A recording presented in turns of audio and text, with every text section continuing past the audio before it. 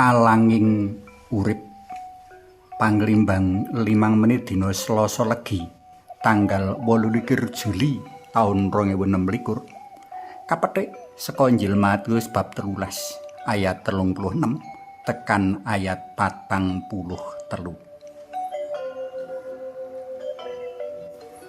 Dek jaman cilikanku biyen asring keprungu sawijining tembang bocah gumbyak nyenengake kang rinakit ana jinis ketawang. Jenenge ketawang kembang alang-alang.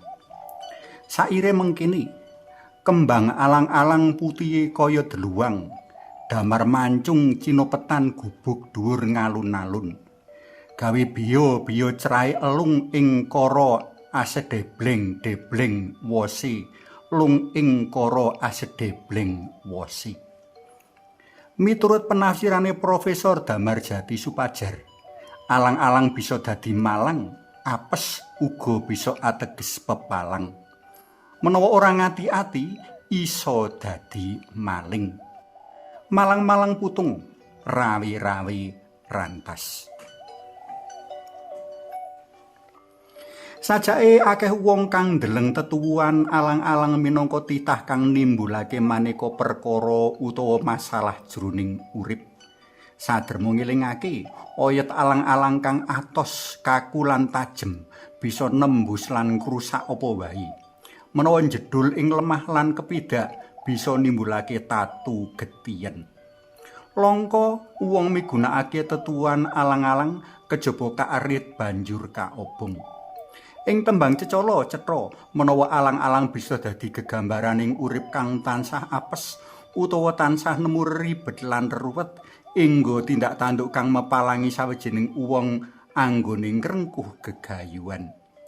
Rikala wong ora teguh imane, rikala nandhang kapesan mligine ing prakara ekonomi, wong bisa nindakake dalan pintas, dadi maling, dadi begal, utawa sing luwih mentereng marga padha macak necis nganggo dasi dadi koruptor. Minangka sarana piwulang, tembang kepingin ngelingake bocah-bocah mring bebayane urip kang pindho alang-alang.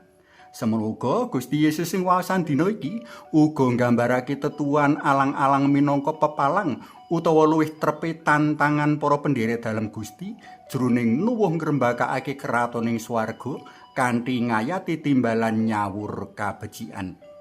Kawedartening Gusti menawa alang-alang mujudake bibit-bibit ala kang kasawur dening piyala utawa iblis jroning lalahaning donya sumrambahe sarta lalahan atining manungsa mligini. Bibit ala mau tuwuh ngrembaka rebut pengaruh karo bibit becik kang kasawur dening Allah. Gusti Allah paring inah perjuangan ketuk mangsa panen alias mangsa pungkasaning jaman. Kinemen nalar menawa wiwit jaman kuno makena krenah lan pakarti ala tansah tuwuh ngrembaka malah kepara banget angel kabrasta. Sacara pribadi, manungsa kanugrahan ati nurani kanggo pancer kabecikan jroning berjuang lumawan piyala kang tuwuh uga ing ati. Pepinginan kanggo pamer, kasuwur, milik darbe ing liyan, males lara wirang lan sak piturute mujudake bibit-bibit piyala kang kudu kawaspadani lan kakendhaleni. Ing perangan liya, Gusti Allah paring nugraha kautaman-kautaman kayata kawicaksanan, keadilan, ketabahan lan pangendalen diri. Sapa kang teguh lan tangguh bakal antuk kaslametan. Sewalike, sapa kang kalah bakal binesem ing genining kamurkan. Para tresna pelem kinasih saka waosan dina iki bisa kadudut sawijining piwulang wigati ngenani timbalan saben pendherek dalam Gusti kanggo berjuang lumawan piyala kang tuwuh mrajak saka njeron pribadi lan jaban pribadi.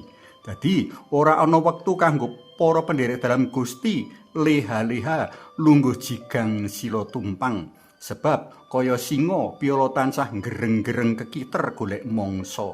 Sapa waspada lan menang bakal antuk ganjaran urip mulya langgeng. Sapa lena lan kalah bakal kinepan lawanging kamulyan langgeng.